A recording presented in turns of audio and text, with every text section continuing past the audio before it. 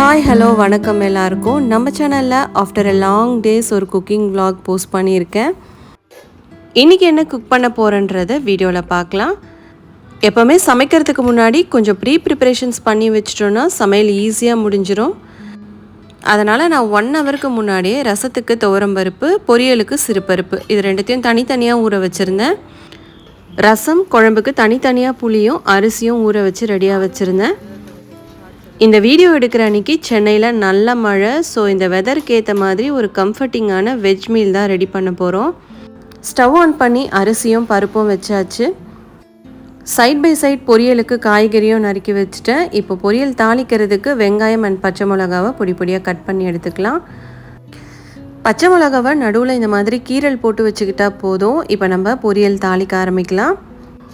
தாளிப்புக்கு கடலைப்பருப்பு சேர்த்து செய்யும்போது டேஸ்ட் நல்லாயிருக்கும். சாப்பிடும்போது அங்கே ஒன்று இங்கே ஒன்று கடிப்படும் போது டேஸ்ட் உண்மையாகவே நல்லாயிருக்கும்.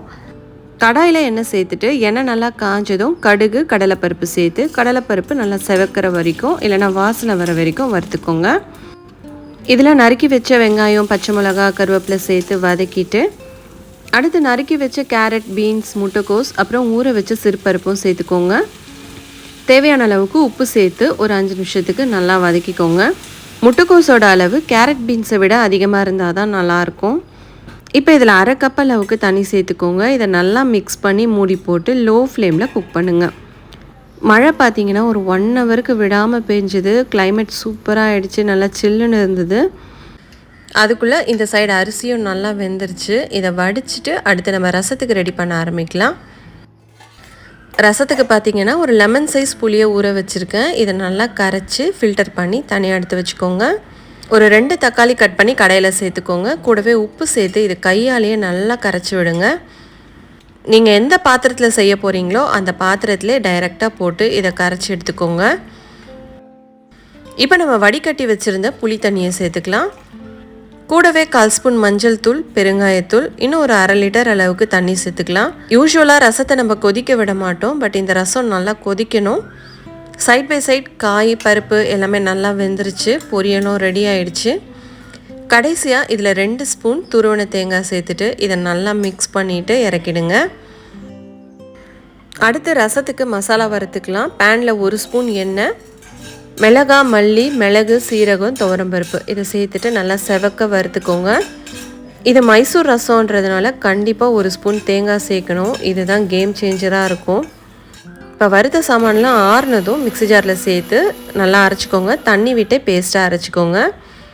அதுக்குள்ளே ரசம் நல்லா கொதிச்சிருச்சு. இந்த ஸ்டேஜில் நம்ம அரைச்ச பேஸ்ட்டை சேர்த்துக்கலாம். வேக வச்ச துவரம்பருப்பு இன்னும் கொஞ்சம் தண்ணி சேர்த்து இது இந்த மாதிரி கொதிக்க ஆரம்பித்ததும் 1 ஸ்பூன் நெய்யில் கடுகு காஞ்ச மிளகா கருவேப்பிலை தாளித்து இந்த ரசத்தில் சேர்த்துக்கோங்க. கடைசியாக கொத்தமல்லி தூவி இதை மிக்ஸ் பண்ணி இறக்கிடுங்க. இந்த மழைக்கு ஏதமாக ரசம் பொரியல் சாப்பாடு குழம்பு எல்லாமே ரெடி ஆகிடுச்சு. ஸோ குழம்புக்கு வெண்டைக்காய் கார குழம்பு தான் செஞ்சுருந்தேன். இந்த ரெசிபி நான் ஷார்ட்ஸில் அப்லோட் பண்ணுறேன், கண்டிப்பாக செக் பண்ணி பாருங்கள். வெண்டைக்காய் கார குழம்பும் டேஸ்ட் அல்டிமேட்டாக இருந்தது.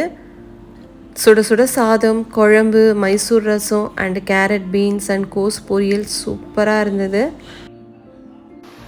1 ஹவர் மழை பெஞ்சுதுன்னு சொன்னால அந்த மழை நிற்கிறதுக்குள்ளவே நான் எல்லாத்தையும் செஞ்சு முடிச்சிட்டேன். இந்த வீடியோ பிடிச்சிருந்ததுன்னா மறக்காமல் சப்ஸ்கிரைப் பண்ணிக்கோங்க. இனி வீக்லி ஒன்ஸ் வர vlog வீடியோவுக்கு சப்போர்ட் பண்ணுங்கள். தேங்க்ஸ் ஃபார் வாட்சிங்.